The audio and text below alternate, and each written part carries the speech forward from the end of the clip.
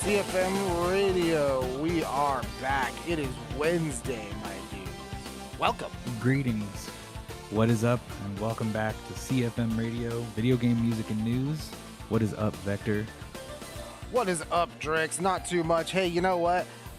I'll tell you what's up, man. Trying to find a goddamn USB to USB. God, I can't even remember it now. Everything is USB-C. I needed a USB, the one before that, right? You remember those USBs, the ones with the little prongs? Oh, trapezoid boy. That little dealie, because that's what I use for my little emulation box that plays the PlayStation games. And god damn it, wouldn't you know, I went all over, but I finally just had to yield and order one on Amazon. Yes, exhausted the other options, huh? Yes, you know, I honestly just want to go somewhere and because here's the deal. I got like a Staples and a Best Buy near me. I got like a GameStop right near me, dude. There's so many places that could have had it. Like even like Target, you know, they could have had it. No, nowhere had that shit. You just had to order it online. I was like, God, everything is a C cable. Yeah. You need your retro tech, huh? I do. I my one generation old tech, I guess. Like, yeah. Who knew? But a couple cables back. But hey, you know what? That's okay, because next week we're going to do a huge, tremendous mega stream for Yu-Gi-Oh! Forbidden Memories. We're going to clock in at at least bare minimum 4 hours. So it's going to be pretty sweet. We're going to do a big old brutalized stream. Because you know what, man? Yu-Gi-Oh! Forbidden Memories, brutal game. Yeah, you're going to need to put a brutal amount of time into that one. Absolutely. Well, hopefully not. You know, people do speed run that, right? Like, you got people beating that game in like what? I don't know, like a few hours, an hour. Like it's something like that. It's pretty wild. Yes, kings of speed runs out there speed running. But you know what, Drix? Because of that, and because of that debacle, I've been able to play some Marvel vs. Capcom fighting collection. You're seeing it on the B-roll right now. I've got Marvel. This is me playing some Marvel superheroes online. You know, everyone freaked out for Marvel vs. Capcom 2 on this one, right, Drix? But me, I like the oldies. Yeah, an avid Children of the Atom fan as well. That's a game that I'm pretty intimidated though, because I don't know any really good stuff for it. And like, you know, Children of the Atom, there's like, man, all it takes is you play against one dude who knows what he's doing with Wolverine, and it's like, wow, he's unkillable because he just heals.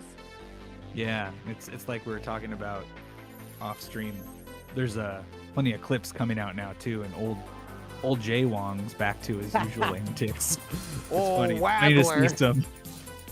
He's risen up everybody. Absolutely, he's wazzling them. Mm-hmm. He's giving him the wazzling. Yeah, like nice to see videos of him being shared, passed around once again. So that was cool. I actually heard that it's so bad that people are refunding the game because they bump into him once. Yeah. And they're like, no, this game sucks. I can't. It's the wazzler. Can't possibly beat this guy. Yeah. So to me, it's kind of funny, but you know, I've been having a good time with all of the games on here. I've played them all. I love them all. But Drix, I gotta ask you, what have you been playing? Man, I had a great Earthbound stream on Monday. It was so that was awesome. Pretty cool. Got past the pyramid. Yeah. Got the Hawkeye. Pooh left. I feel like I just got Pooh, but then, you know, Ancient Master shows up and says, I need to show you this new technique. So apparently he's off just running his own anime arc. And, Ness, Paula, and Jeff are just deep diving in the swamps of the jungle. And I got taken out by a boss that I'll come back to towards the end of the stream. But otherwise, that fight was crazy. Yeah, that was nuts. I wonder if I need to pull out the fly honey like I did for Belch, because this is Belch's next advanced form. Yeah, I was gonna say Belch's revenge, as it would be. Yeah. So store any items that might be useful. Don't sell them, because you never know when you're gonna need that old iron pencil eraser again. And hey, you know what? I've been having a blast watching you play through Earthbound. It's really funny and interesting to see you hit those obstacles when your characters themselves are already so powerful. Because it's like, damn, how the hell do you get past this guy?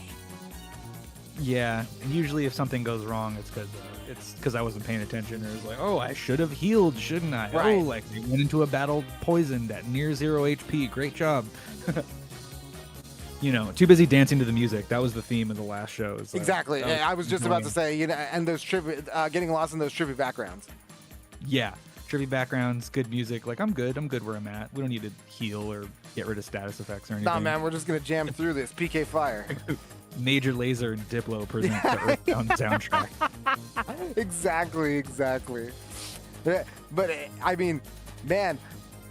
So that's what, if you haven't missed a ton. If you've been not tuning in over on twitch.tv/CFM on Twitch, but if you've been into the Earthbound stream, or if you're into Earthbound at all, and you missed last week's stream, I gotta tell you guys, that was not a stream to miss. Yeah, still up on Twitch.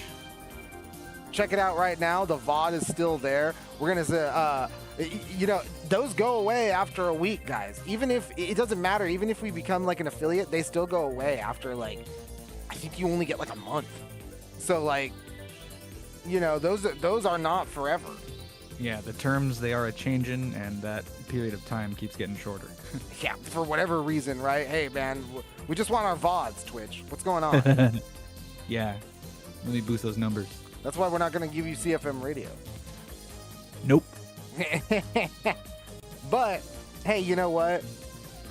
I'll tell you, I think that's a good enough note to get into some Gaming news. Get into some gaming news, Drix, because first thing on the docket is we've got the PS5 Pro reveal last week, and one of the games that was been used to show off the improvements for the PS5 Pro is Final Fantasy VII Rebirth. You see it on Digital Foundry, you see it all over social media. Final Fantasy VII Rebirth looks amazing on the PS5 Pro, right? Oh yeah, definitely a flagship, not just for Square Enix and JRPGs, but also for Sony and their console. However, Drix, we now have some news from Square Enix itself.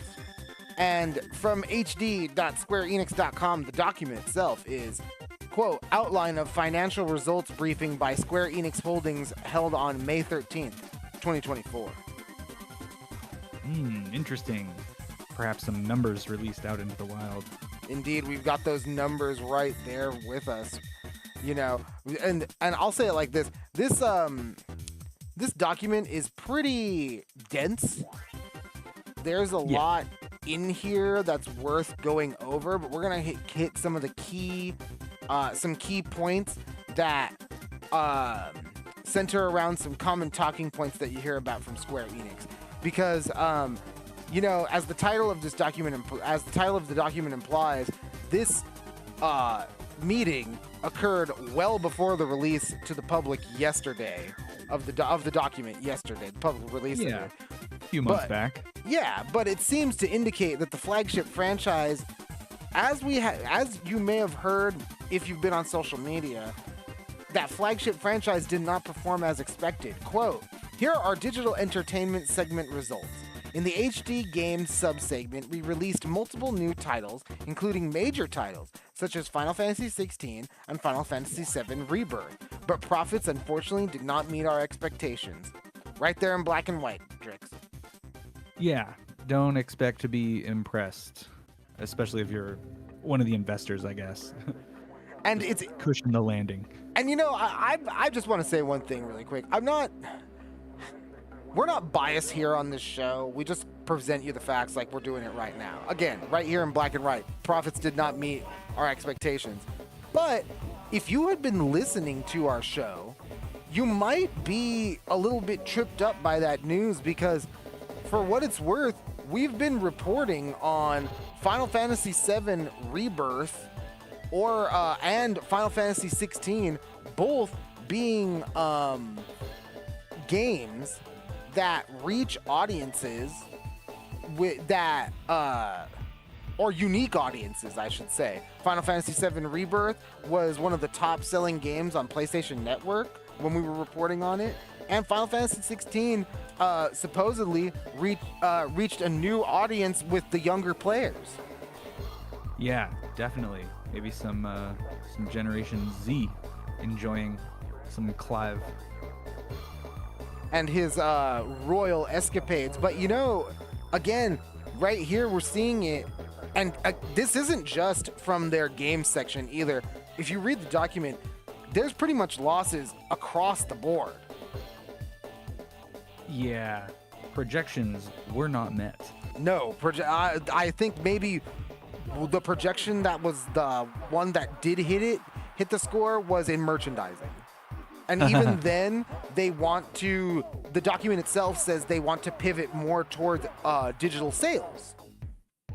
Yeah, I mean, who wants to make and manufacture a physical product nowadays?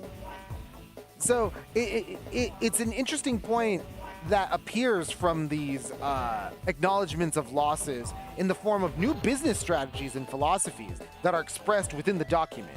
And after promising growth and, quote, continued fun across its HD and SD standard definition games sector, the document notes how the company plans to, quote, diversify earnings.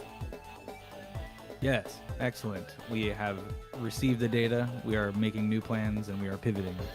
Right, and they wax poetic and wax philosophical about what these things mean, but ultimately it's just increase everything by about 15 to 40%. Yes, more numbers, line only go up. If you really dig into the document, you really just see they're not even trying to double or triple really anything, as we'll get into with another big publisher later in the show we're going to jump into. But Square Enix themselves, they really are aiming for a modest goal, and you can see it when they articulate the strategy right here. Quote, first, we will shift to a multi-platform strategy. In the case of HD games, we will create a global environment that allows more customers to enjoy our major franchises and AAA titles, including from our back catalog. We will also step up customer acquisition and retention for our standard definition games, SD, exploring the possibility of offering them for PCs and other platforms in addition to iOS and Android. So, Drix, according to the document, it seems like PC is a priority, and exclusivity to one platform is not in this new Square strategy. It seems like they really do blame their failings of this current generation of games on their exclusivity agreements with Sony. Yeah, I mean, you could always put out Legend of Dragoon again on multiple consoles or on a streaming service or something. I mean, the PlayStation one, that's kind of a steep price point for a year of the extra most bestest online service and catalog of games to stream. But yeah, maybe just sell them digitally or something. That's kind of what it sounds like to me. It's really strange because still got to promote your old songs, not just the new ones. Yeah. It's really interesting because Square itself has a lot of like they say right here, they address it with their back catalog. Their back catalog is huge. They have a lot of games that they can bundle up, and they just kind of don't. Yeah. They've seen enough success with remasters and you could do a whole Xenogears thing, right? Like a whole Xenosaga thing. Yeah. You could do a whole Wild Arms thing. What would their Capcom fighting collection look like? Right, exactly. IPs, what's the Square RPG collection looking like, right? Like, what is that? Like, can't wait to see it.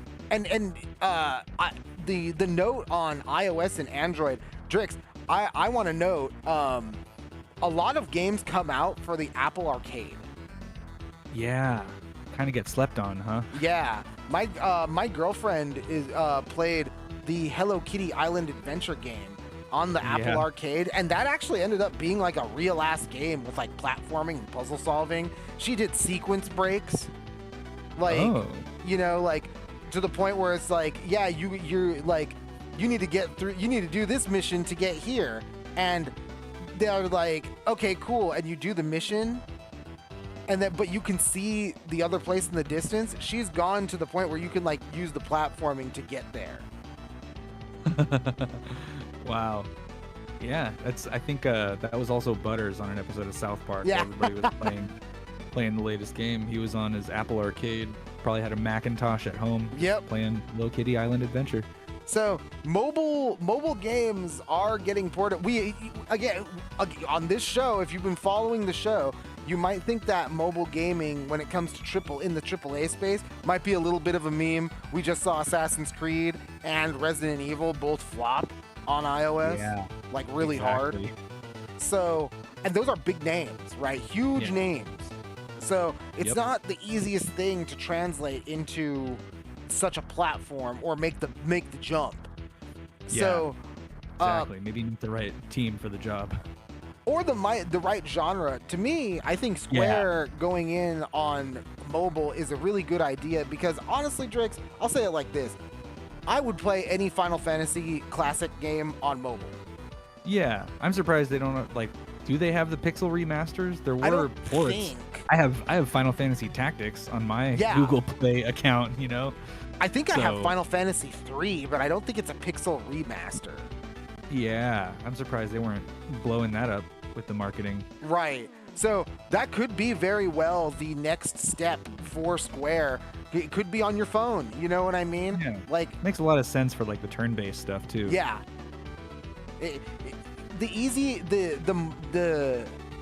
The less active kinetic movement that you need to engage with, the better it suits a gameplay on a phone or a tablet, right?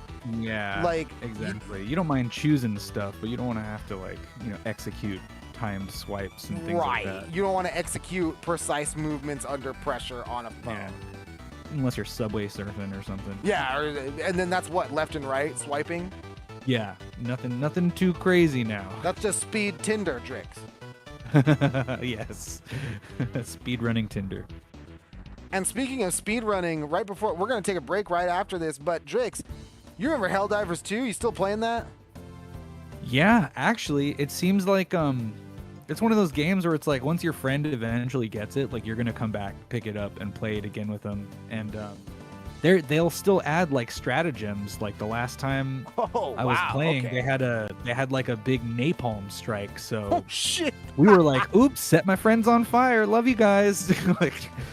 Man, it was a lot of fun. And even though, it might have cost a few Helldivers their lives, it was a really fun stratagem that brought people back. And I think they even said, I saw a headline with an article that said, Helldivers, you can leave and come back. You can actually go play something else for a while and come back to Helldivers, and that's actually okay. Well, Drix, it sounds like we're going to move from comeback strategy to comeback story because that I have a headline here from theclick.gg. The headline is, quote, Helldivers 2 sees a 986% increase in players following the 1.001 update. Holy shit, what a mouthful. Yeah. So, from the article, quote, according to SteamDB, Helldivers 2 hit an all-time low in player count 1 week ago, with just 5,445 concurrent Steam players and approximately 7,000 across both platforms. Following the new update, the player count jumped from jumped up to 59,181 on Steam and over 80,000 including PlayStation. A 986% increase compared to the previous week. Drix, it's okay to leave and come back because when a new update drops, you'll have a huge increase in players. Every Helldiver who has been conscripted will be there to play the game. Yep. You got to do it for Super Earth and for democracy. Man, and it's fun, man. I really love how we were talking about it in our review. It's pretty much a tabletop game where you don't take turns and if you just spam dive every turn, you might be able to dodge some pretty intense hordes. The real hell diving takes place on the ground when you're being chased and trying not to get shot or eaten and ripped apart and the like. Absolutely. Hey, that Starship Troopers mentality, right, Drix? Yes, exactly.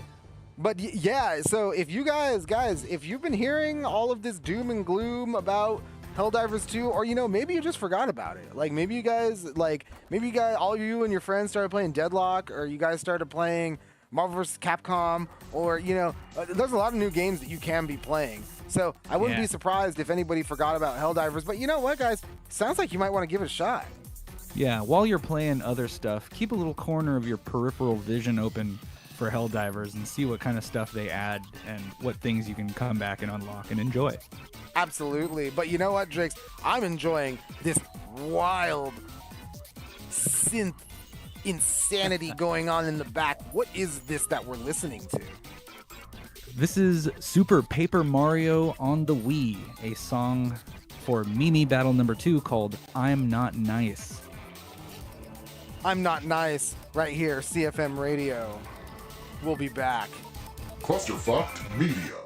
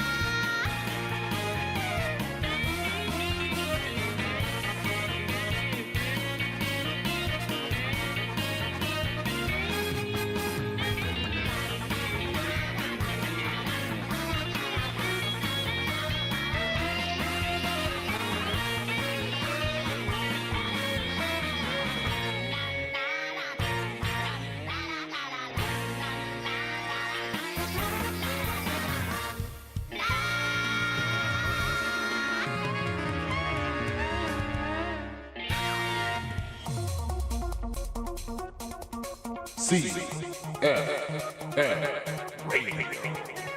CFM Radio, we are back. We are back, and we are very live. We are la la la la la la live. That was You Go Girl from Disgaea. You know, Drix, the one thing that I will always say is that you always know how to pull these wild songs from the most iconic games. Things I never would have expected to pull out. I'm just like, look at this gem. Look at this diamond in the rough right here. Let's dust this one off. Somebody needs to pay attention to this bad boy and get some ears on it. You know what, Drix? Here's some games that we people need to pay attention to because we're gonna talk new releases, Drix. And first up, it's Frostpunk 2. Yes, I am sold on punk.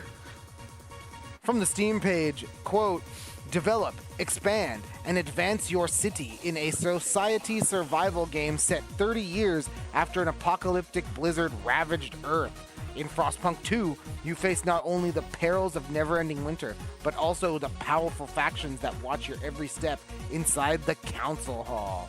Frostpunk 2 arrives on PC this Friday, September 20th. Drix, I love the first Frostpunk game.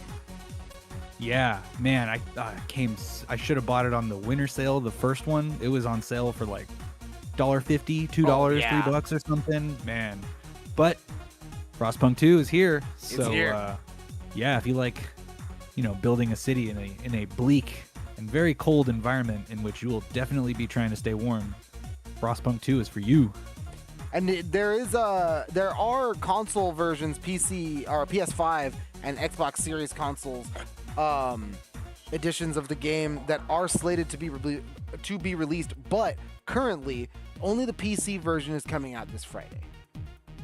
All right, maybe a few more kinks to work out in the console ports. What with the controllers and all, no mouse and keyboard. I don't know. I love city building and strategy, and anything where the camera looks down on the action pretty much tends to be mouse and keyboard. But yeah, it's getting easier and easier to play all kinds of stuff with the controller now. Absolutely, because because we can't forget about the console players. Because next up is Dead Rising remaster or deluxe remaster. From the official website, the features for this remaster of the 2006 classic include, quote, all graphics that have been completely revamped, from the characters to the environments. Characters' facial expressions and details are more realistic, and the gore is more vivid than ever. Witness an overwhelming number of zombies filling the screen, rendered in glorious new graphics. On top of her new graphics, the entire game is now fully voiced in 9 languages, including English. BGM and sound effects have been remastered as well, and now support 3D audio for an even more immersive experience. Man, this was the game that put me over to the Xbox 360 instead of the PS3. It was kind of peak when we were talking about zombies a lot. Zombie movies were coming out left and right and stuff. I was into it. And yeah, it's still a great game. A lot of replayability there, actually, too. Because you can't save everybody. You shouldn't try. You can, but it's really hard. Yeah, I mean it's rough, but yeah, I mean you get Frank West in that Mega Man helmet and little foam ball blaster gun. He's covered running wars, around a mall. Yeah, and boy, man, he's a Marvel vs. Capcom character too in Ultimate 3 and in Infinite, I guess. Tatsunoko versus Capcom. Yeah, no, he's iconic enough to put in our favorite fighting games. So. Really good time to deep dive back into the origins of Frank West and Dead Rising. Yeah, this game is I didn't get to play it until it came to PS3, which is kind of funny. So yeah, right. It did eventually. Yeah, it came to PS3. So I played it when it was on there, and man, I felt like I was missing out. And it was one of those games where when I got a PS4, I felt like I was missing out by not playing the Dead Rising 4 on Xbox Series or Xbox One. Like I felt like I was missing out. But You got the FOMO. I did. I got the FOMO. That plus Killer Instinct. That launch lineup for the Xbox One, man, it was pretty dope. But hey, if you have never experienced Dead Rising, the first one, definitely check out Dead Rising Deluxe Remaster. DR, as it was. Yes, double DR. It's really worth a look because it's really hard to get the same ending twice. Yeah, really. Like you'll find out like mess ups, or like you'll do mess ups, or you'll do something differently your next run through the game, and it might seem small, but it could completely change whether or not you're able to save somebody or how difficult it is to save somebody, and then that changes the ending. Choices, decisions that matter. And like, it feels like a zombie beat 'em up game. Yeah. With like a real deep story and a lot of cool mechanics and stuff.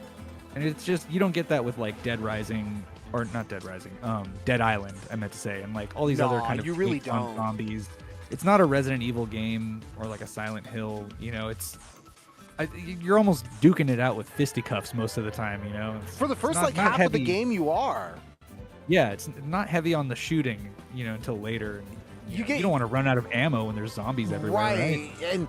And in this game, shooting a gun, there's so many zombies. That's one of the other things that's wild. So many zombies on the screen, and if you shoot guns or make noise, they just all come after you. Yeah, so better have your shopping cart ready to ram through them all. And there are times when you might not realize the zombie is, like, zombies flank you like almost like Dark Souls style. Yeah. Like come out of the walls and shit. You're like, what the fuck? Like.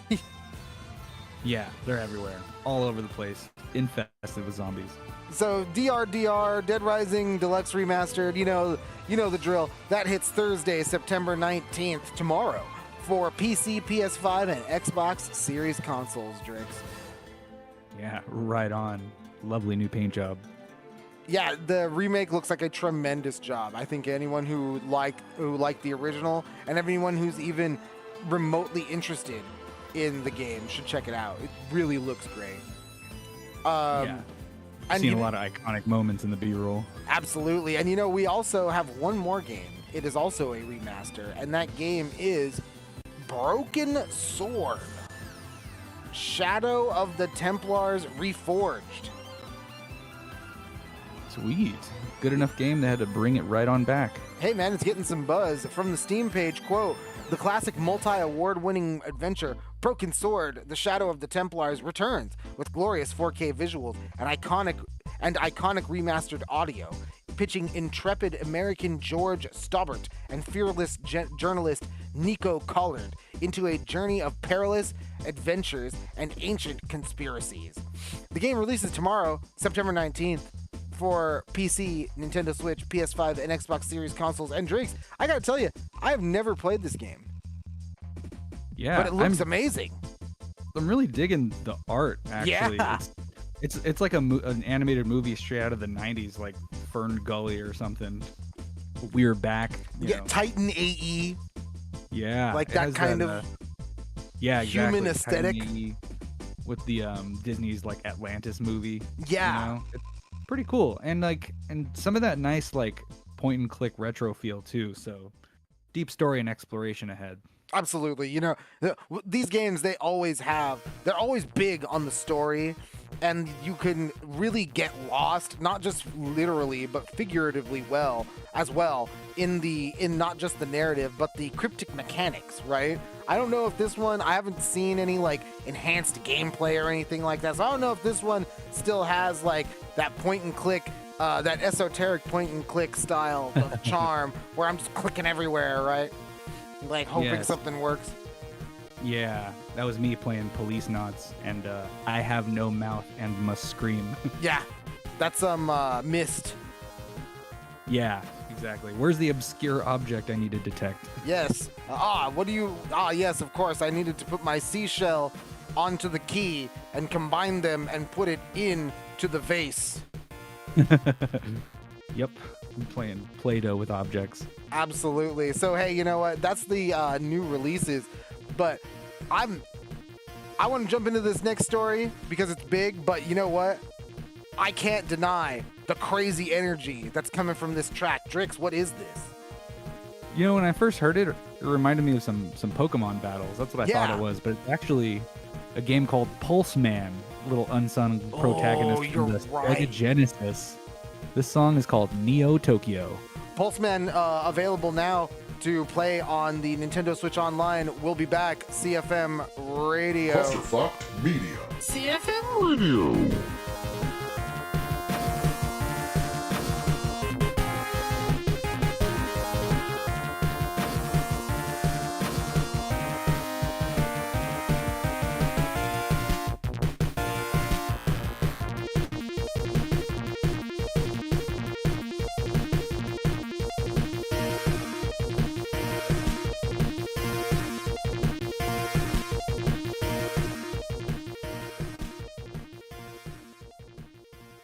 Once upon a time, a blue-eyed boy from the Old West learned one of life's cruelest lessons, that evil was bigger than his gun.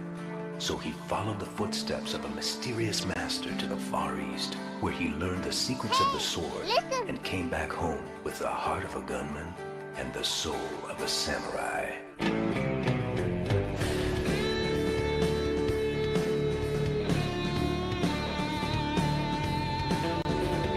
Johnny had a dream of being the biggest hero round. There wouldn't be an enemy that he could not put down with a gun. Then one day Johnny met his match and turned his world around. He changed his name and learned the Shogun way of land of the rising sun, the rising day.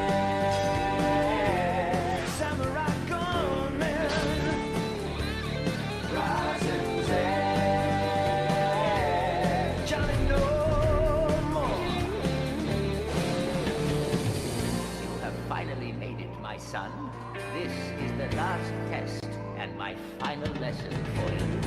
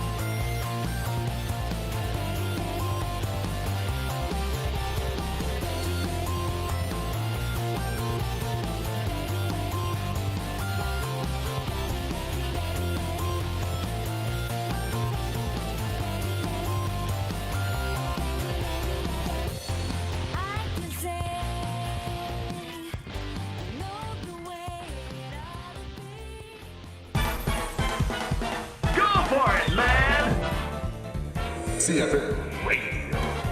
CFM Radio, we are back. We are once again live. You may have just heard Rising Zan, a song called Johnny No More, from the intro of Rising Zan, the Samurai Gunman, and that last song was called Mrs. Arrow from F-Zero EX and or AX, depending on if you played it on the GameCube or in the arcade. Or if you did the old hackerino and hacked the arcade levels into your GameCube game via Action Replay. Yeah, best case scenario. And, here's another scenario we got, Drix. Because I got to tell you, we're winding down here at the end of the show, but the biggest story of the week so far in terms of what's coming next in gaming was the EA Investor Day that happened yesterday on September 17th. Yeah, big time, big money, big game company. And while the announcement of the doubling of revenue coming in from the Sims brand, which includes a partnership with Amazon MGM for the production of a movie, the company also debuted its ambitious EA Sports social media app. And while these ventures expand EA's reach into the greater entertainment sphere, video games were certainly not ignored here, Drix. Yeah, they can't. I mean, those are some interesting, puzzle piece movements. Sims movie, interactive sports app companion. But, of course, they got new games coming. That's what it's all about. It's all about the games. EA Games, right? Yeah, from what I've heard. And, give me 1 second here, because we're going to switch over to some EA footage B-roll? right here. Yes. Because, a key part of the presentation was the production of the next Battlefield game, Drix. And Battlefield 2040, or 2020, or 2042? Yeah, 2042. Yeah. Battlefield 2042, last time we reported on it, but it hasn't been in the news for a little while. Last time we reported on it was the developers were really gearing up to give it their all for the next big update. Didn't hear much of a splash after that. Don't know how it resonated with the bigger Battlefield player base. But these guys, it was a big talking point at the EA Investor Day. Yeah, cool. Glad to hear it. I do prefer a good Battlefield over, say, a Call of Duty. I agree with you. And, so DICE is working on the multiplayer. Criterion Games is working on the single player with other multiplayer experiences. And EA Motive is working on the storytelling. Wow. Yeah. It seems like they've divided to conquer this one. Yeah, and their Ripple Effect team is testing iterations that are quote-unquote testing very well with players. And while employing the, quote, largest, strongest, and most focused team in the history of Battlefield. It's a lot of big talk, Drix. And especially with how they say the team is, quote, obsessed with finding the fun. And, I hope, and I'm sure every Battlefield fan hopes, that this will lead to a comeback that the franchise needs. Yeah. No, I completely missed that last installment. Didn't hear great things. Didn't hear great things over here either, Drakes. And this game has also been one that's been on Game Pass. You could have been playing it at any point if you have a Game Pass subscription. Well, I don't know. Maybe it was one of the games that got taken off Game Pass, last week? Yeah, in one of the new tiers. One of the new tiers. It's been out long enough. It's been out over a year. It might be still on the standard. It might be there, yeah. So, it's on Game Pass. You could try it out right now for yourself. I actually encourage a lot of people to do that. I'm not a player of Battlefield 2042 myself, but I actually know a couple people anecdotally who do have fun with the game. So, it doesn't make a lot of headlines, right? But yeah, it might have made a comeback, but everybody wanted to see it fail first. Right. Yeah. So we don't really at least, like I said, anecdotally from my point of view, it seems to be doing okay, resonating with some people. We'll see if you've seen the same thing or maybe not. Check us out. Leave a comment. Tell us what's up. But yeah, what's your experience been? But Drix, I think now that's all well and good. And there were a couple of portions of this presentation that were really focused on their because one of their newer pillars is blockbuster storytelling. So they were really trying to focus and nail home all the storytelling that they could do with their franchises. So their Marvel franchises, their Star Wars franchise, talking about Jedi Fallen Order and about all the technology and storytelling integrity behind that. But Drix, EA CEO Andrew Wilson, he also had some interesting things to say about AI.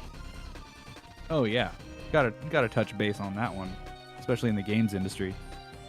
From Wilson at the Investor Day presentation, quote, AI has always been central to this creative journey. We all remember playing against the AI, and it has evolved in today's innovations in generative AI. This remarkable technology is not merely a buzzword for us. It's the very core of our business. Okay. All right. Here we go, Drix. And the CEO goes on to state that the company has, quote, over 100 active novel AI projects across 3 strategic categories: efficiency, expansion, and transformation. Well then, yeah, they sure like to divvy up the work there, don't they? Especially when you hear about one of the boons in efficiency that AI has given one of the most recent EA games, College Football 25. Andrew Wilson reported that it uses AI to create, quote, over 150 unique stadiums and 11,000 player likenesses. Wow. Huh, they're putting their little calculators to work then, coming up with at least more content, self-replicating game stuff, huh? And you know what? He's got the numbers, right, Drix? He's got, yeah. And here's from my point of view. Here's what I have to say really quick about it. I don't know if this is actual profound generative AI where you can really see the difference, or if this 150 unique stadiums, that just means this stadium its entrances are in the east and west as opposed to the north and south, right? Yeah. That's what's unique about it, Is it just, a generator making a bunch of NFTs or something? Right. Or is this something that's real? 11,000 player likenesses, that could be pretty real, especially if you're trying to license out the likenesses of or the likeness of a player, right? Yeah, I mean, for the cost of 1 star, we could make thousands of generics. Exactly. And so that's where that was as far as the efficiency.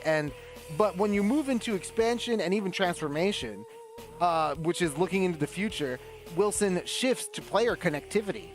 Quote, we believe AI will greatly expand and transform the entertainment experience for user-generated content. It will accelerate how innovators and creators in entertainment are building experiences rooted in self-expression, content creation, curation, and instant gratification, the kind of entertainment that today's players and fans deeply crave. Drix, after that, it seems like you and I are already in the mix of this whole this new EA core business. Even if we looked at a game like College Football 25, and at the end of the day, it seems like these guys are really all about creating some sort of feedback loop, because when he says he's going to use the AI in the games to create generative assets such as the unique stadiums and player likenesses, while he goes to the AI sector when it comes to the players as connectivity, user-generated content, and curation, all those ideas for ultimately instant gratification.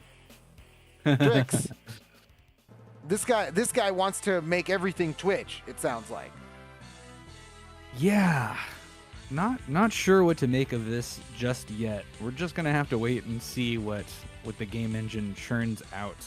this is a big wait and see moment, I'm pretty sure. And you got game analysts, game industry analysts talking all about this right now. They're kind of going crazy with all their predictions. But you know what, Drix? The one thing I have to say is that I don't know about you, but I haven't heard anything spectacular or any sort of huge blockbuster that came from EA in the last 5 years. Yeah, really, unless you're maybe like a Star Wars fan. Maybe. Nothing too crazy. I mean, I'm actually, I guess one of the games I'm playing right now is the Immortals of Avium, and that's a EA original, right? So it's like, might be kind of pretty, and I'm having a lot of fun playing it, but it definitely didn't make a lot of waves or headlines. Like, the only reason I'm playing it is because they gave it out on the PlayStation subscription. And I'm just kind of going through the back catalog, going, ha, what could keep me from buying a brand new game? What's something I already have for free that looks fun? So, yeah, I mean, nothing too crazy coming out of there lately. I mean, I don't see any huge fan bases growing out of EA anytime soon, other than maybe more Star Wars. Yeah, it really feels like they're they're using that familiar IP power, and it really, from top to bottom, this whole presentation, if you really, I don't mind, I listen, I don't blame anyone for not watching the presentation. It's 3 fucking hours, but yeah, it's for investors. Yeah, it's for investors, for people with a stake in the company. Exactly, if you got some skin in this game. But either way, you have to, from top to bottom, this whole presentation was all about essentially leveraging familiarity, leveraging The Sims, leveraging into a movie, leveraging Battlefield back into ship shape, leveraging the AI assets to create 150 unique stadiums, for our sports games. And listen, Drix, they are clearly leveraging the EA Sports brand name to push social media now. Yeah, I even have all 3 of their sports games in my PlayStation Plus free game library. Yep. They gave away like MLB The Show. I have FC 24. Didn't pay a dime other than the PlayStation subscription. Will I check them out? I don't know. Maybe one day I'll play some footy ball or something. But they're good Sims, I bet. But will it peel me away from beating Final Fantasy 16 again? Right. And I feel like as though we're seeing this might be the shift that people may have been feeling over the last, I don't know, umpteenth amount of years, because we've been hearing that the shift in gaming isn't the same. Things are moving more digitally. You know what, Drix? EA seems like it's charging headfirst into that idea. It's again leveraging all of its familiar IPs, taking its familiar taking the familiarity of Star Wars and creating, like they were telling, blockbuster storytelling. Mm-hmm.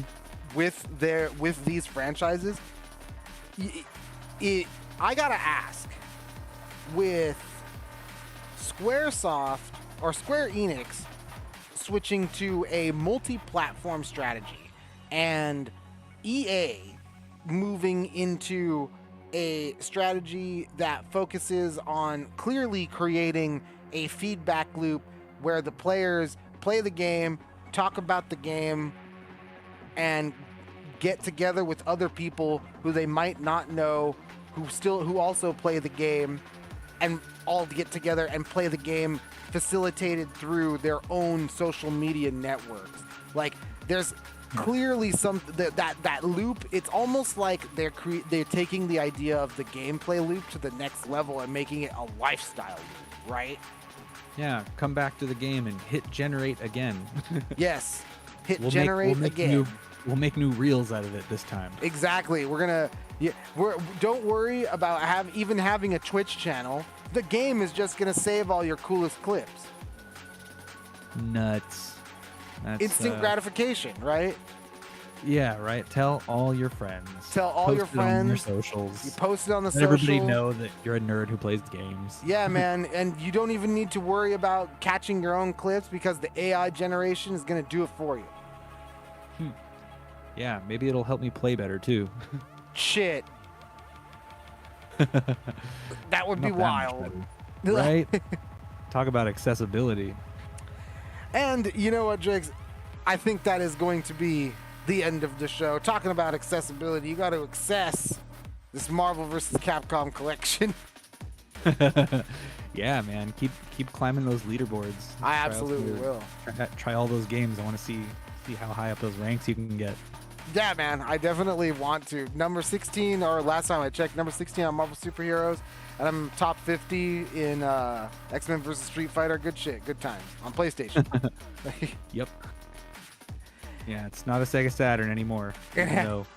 Even though the Saturn's broadband abilities were way ahead of its time. Hell yeah, Saturn Bomberman Online. Woo! The original Battle Royale. Right? 10-player Bomberman. Explosions. All right, though, Drix. I think that's a good time for us to get out of here. Thank you, everybody, for joining us tonight. Yes, it's been our pleasure to bring you every week the video game news and some of the best video game music. I've been Vector. He's Drix. See you next time. We'll see you next week. Remember, CFM on Twitch next week, next Tuesday. Big Yu-Gi-Oh! Forbidden Memories mega stream. We'll be back next Wednesday for more CFM Radio. And then not next week, next Monday, but the Monday after that is even more Mother Monday, more Earthbound. So be sure to check it out. Follow our socials, Clusterfucked Media, FUKT Media on Facebook, Instagram, TikTok, all the good shit. Remember to subscribe to us here and follow us on Twitch. And that'll do it for us here.